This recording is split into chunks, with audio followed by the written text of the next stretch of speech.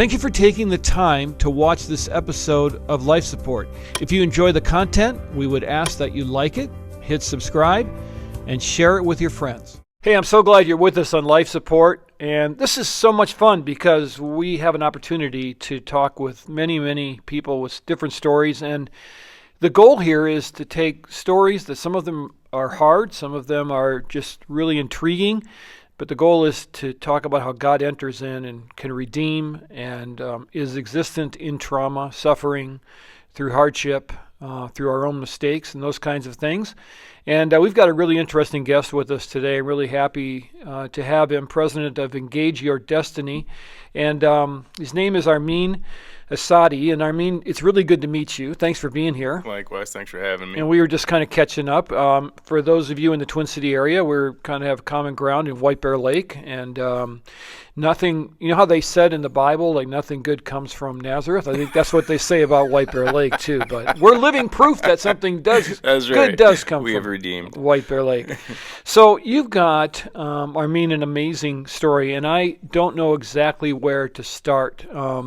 So why don't you just kind of begin, with that growing up experience and kind of what your life was like and kind of what led you into more of what we're going to talk about today and the redemption that God has given you. Sure. I mean, I'll just give you the bullet points and you can pick and choose wherever you want to pick apart. I was born in the Islamic Republic of Iran, 81, 2 years after the Islamic Revolution that took place in 79. Come from pretty affluential family, military ties to the royal family and all that. And we were not Muslim. So at first it was okay, but then once they could focus on the citizens, it got pretty hairy for us. And we spent several years living on the run, trying to avoid being found, imprisoned, and executed.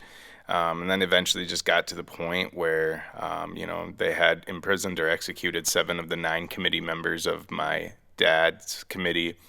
And they were trying to send my brother to the front line of the Iran-Iraq war. I think he was like 14 years old or something like that at the time. So we eventually fled Iran. We escaped by crossing a desert, climbing a mountain with no mountain climbing gear. And then we went and lived in the slums of Pakistan for 17 months. Eventually came to America. I was 8 years old, learned my 5th language, grew up. Eventually parents started getting divorced, lost my mind, started hanging out with old friends, not the ones from White Bear Lake, and just kind of went downhill from there, became a criminal, and then eventually got saved when I was 26, then instead of going to prison, I started interning at a church, and now I'm running a ministry. Well, there's a lot. There's a lot there. I love the last part, especially. Instead of going to prison, I ran a church. I don't know how many pastors would fit into that construct. But I just go back to your time in the Middle East as you were kind of working through all of that. Did that shape much of who you are now, trying to just navigate that whole experience? That's a great question. Yes, of course. In many good ways, a lot of bad ways as well. When you start seeing people get killed in front of you from the age of 3, you kind of get desensitized to death, and the threats of death aren't really as effective as they probably could be with a normal life. So I think there's a lot of my past that led me down a path of either being a zealot or being a criminal, and criminal ended up being the path. Well, and not to mention the fact as a young boy, is a very unsettled atmosphere that you had to live in, and changing countries and running and all those things. That can't be a very secure way to grow up either. No, and you could probably, I have 3 daughters now, so if you ever want to see someone who's overprotective and is always worried about something, you're looking at them, I just think there's something bad around every corner, even though logically I know there isn't, but there's something subconsciously that still kind of dictates the logic. Yeah, I think a lot of people that have gone through some kind of trauma or experienced that have those irrational fears that they really fight with, and Like I hate I have 15-year-old boys that are learning how to drive, which is frightening in itself. Yeah. But it's really hard just to let them go because I think that something is going to happen to them. But thankfully, God is in control at the end of the day.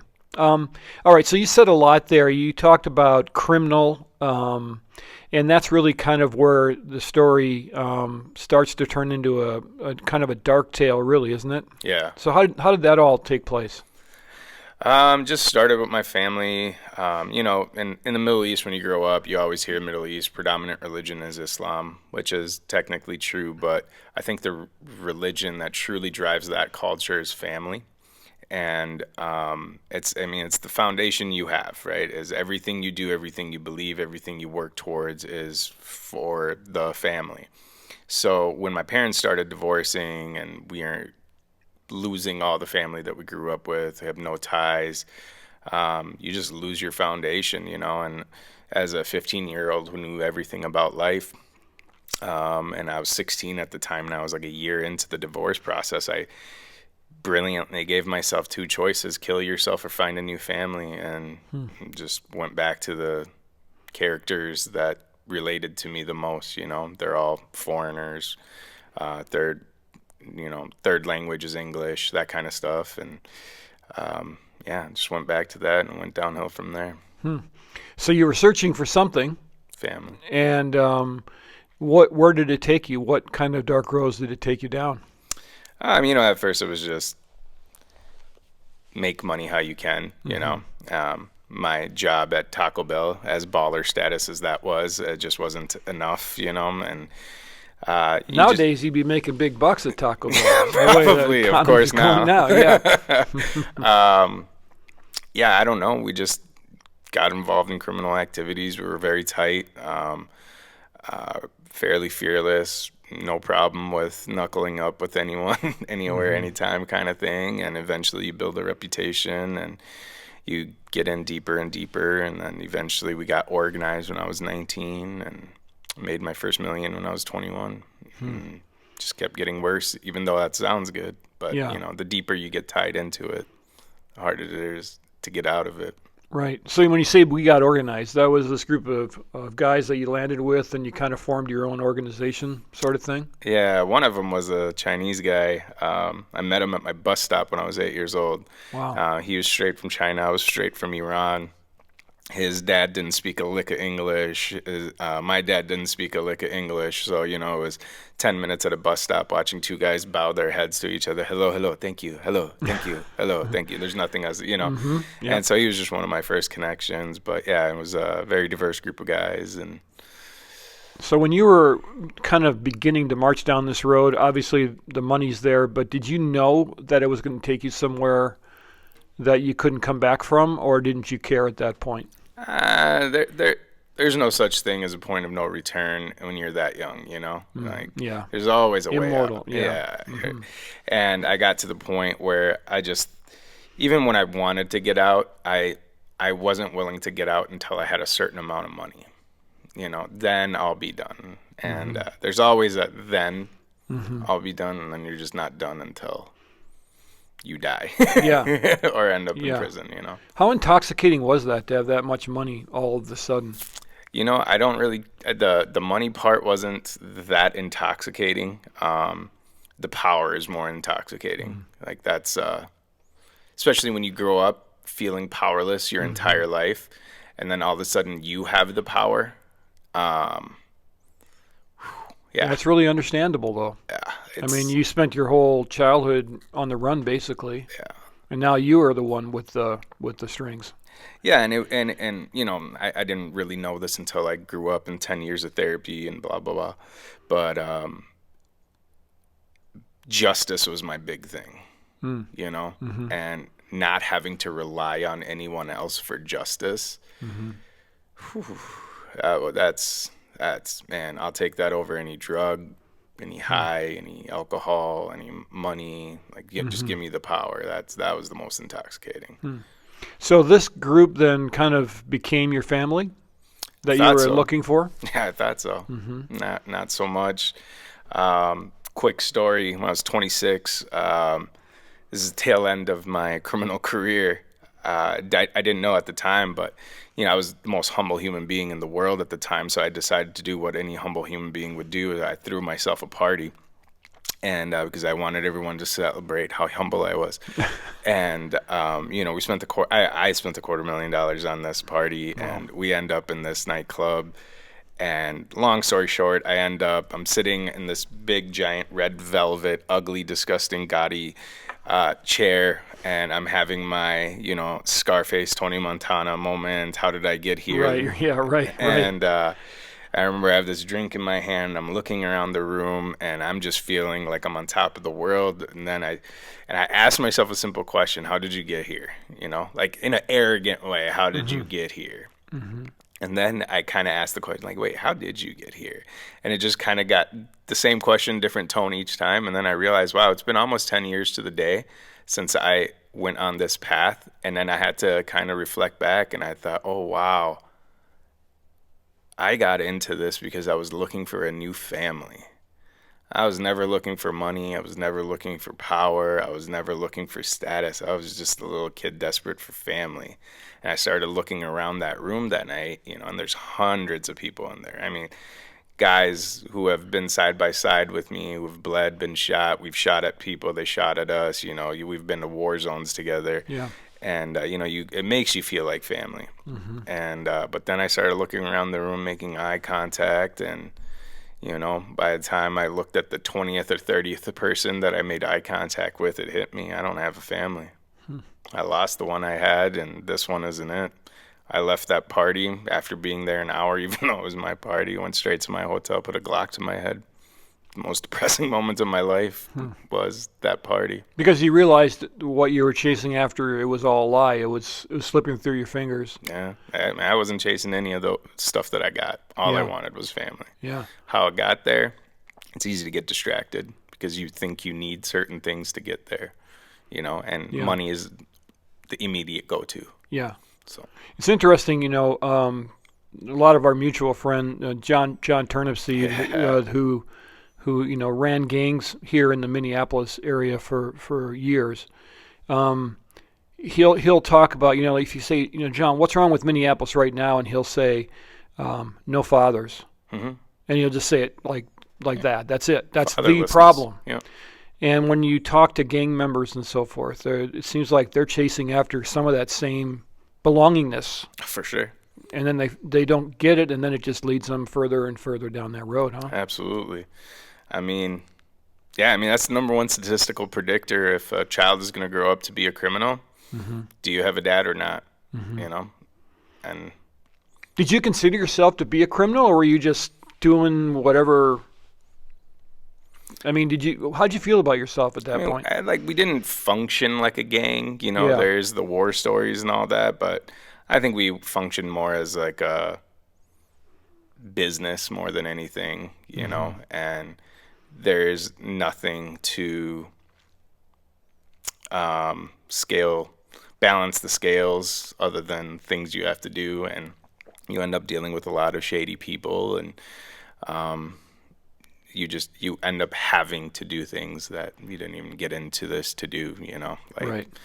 All that blood and guts and stuff like that. It's not intentional. But you can justify it because that's basically just where you're headed, and you need to do it to keep going. Yeah, our rule was don't initiate, but please finish. That's a good mission statement. Yeah. Did the police know about you, and were you on their radar at this point?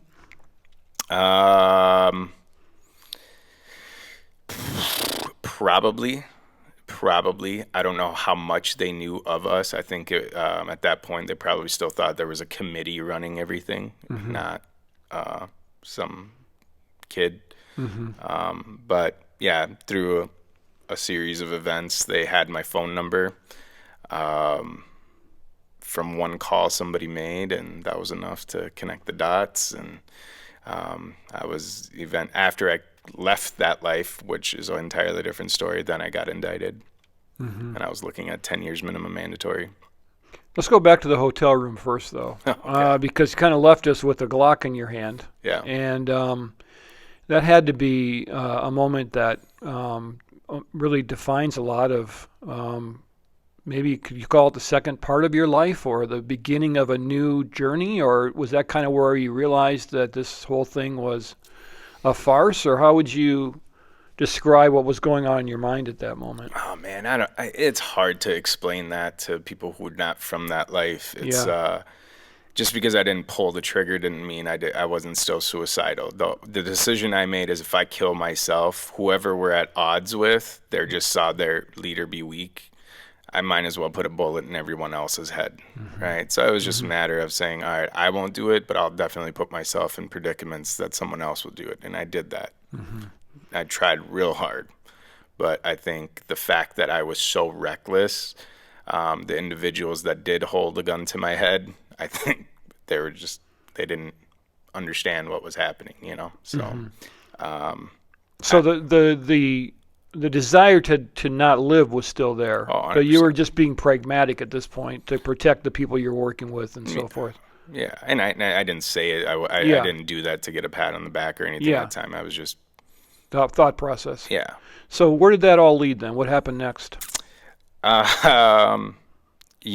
some point I quit that lifestyle. You go up to whoever your uplines are and whichever criminal organizations that you work with and how they supply you or whatever, and you just have to let them know, like, hey, I'm done.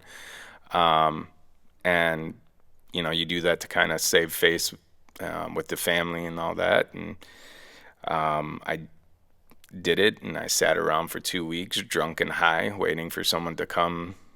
I left my windows and doors open hoping they would come. I told them exactly where I'd be. And you assumed that they weren't going to let you leave. No. They were going to take care of you first, huh? Yeah, I mean, there's no other option. Right. There's no other option, right? Right. And I sat around and waited and waited and waited, and nothing happened. And that became the next most depressing thing, because I was like, oh my gosh, I have to pull the trigger because no one else is going to do it. And if I'm not going to do it, what do I do now? Right. You're ready for death, but life is daunting. Yeah. Death is so easy. Just trigger and sleep. And you just thrown away the whole life that you knew. Gave up everything. But like, what am I going to take with me after I kill myself or someone else kills me? Yeah, that's right. What am I? Right. Take my Gucci with me? Yeah. Like what? Yeah, it didn't. It meant nothing. So it was easy to give away because the desired outcome was help me get out of this hell. Why didn't they come? I don't know. I'll never be able to answer that question. I don't know. So when they didn't come, how long did you wait to act? 2 weeks, you said? 2 weeks. You waited? Drunk and high, 2 weeks, laying around. And I remember at the end of that, I don't know. I don't know how to explain how daunting it is to think about choosing life. Choosing death is so easy. And then, you just pray this irreverent prayer. You're dropping F-bombs and, whatever. You're going nuts. You don't even know if you're praying, but you're at least, if there is a greater universal power, you're cussing him out at least, and letting him know how you feel. But at the tail end of it, I just, I think my prayer was, God, if you're real, whoever you are, I don't care who you are, just let me know, and I fell asleep in a pile of my own tears and woke up, little gerbil didn't pop out to say Jesus is the way, and there wasn't lightning bolts, there wasn't, there was no supernatural thing that took place, but I just remember waking up and it was just a different feeling. I don't know, like weight was lifted, and it was easier to think about life. I don't know how else to explain that. So what you really are is you're a story of redemption. God didn't let you die. He had something for you. Yeah, and I think that was my biggest grievance with God. It's like, why don't you just let me die?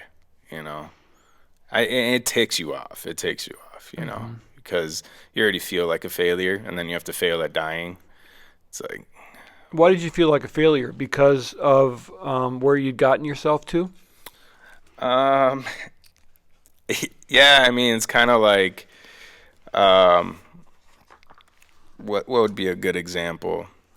It's like you dedicate your life to becoming an athlete, and then next thing you know, you've never played a sport, and you're sitting here being an accountant, and you're just like, how did I get here? Right. And Yeah. it's just kid looking for family. How did I become a crime boss for a syndicated organized crime? With no family around you at all. Yeah, I alienated my family and myself. Yeah. What did I get? Now I have so much. We're going to have you back, and I have so much to talk to you about. But we have a couple minutes left in this segment, so let's fast forward a lot. Obviously, Sure. You're just a different person now. Yeah. How'd that happen? What did God do?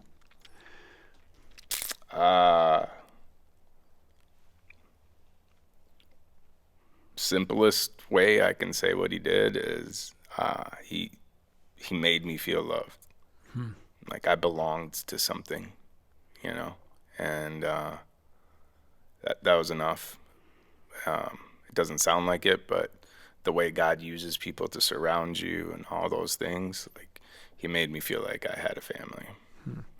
So he went right to your felt need all this time, and was that taking in your mind the form of your relationship with him as your father, or the believers that surround you and that kind of thing, or kind of all of the above? Yep. Yeah, all of it. Yeah. It's I think we come in from a Christian culture, all glory to God, give credit to God, blah blah blah, God, God, God, but I think we eliminate the human factor of how God uses people, and it's not that often you find people that are like, all right, I'll do this. Because the type of person I wasn't lovable. I was antagonistic. I didn't like Christians. I thought they were a bunch of hypocrites, I would cuss them out. I would do anything to antagonize them. And there was just a family there. Good old rampy family. They just sat there and smiled and took everything, and just somehow, no matter how much I antagonized them, they just kept loving me, They just loved me into submission, no matter how much I pushed them away.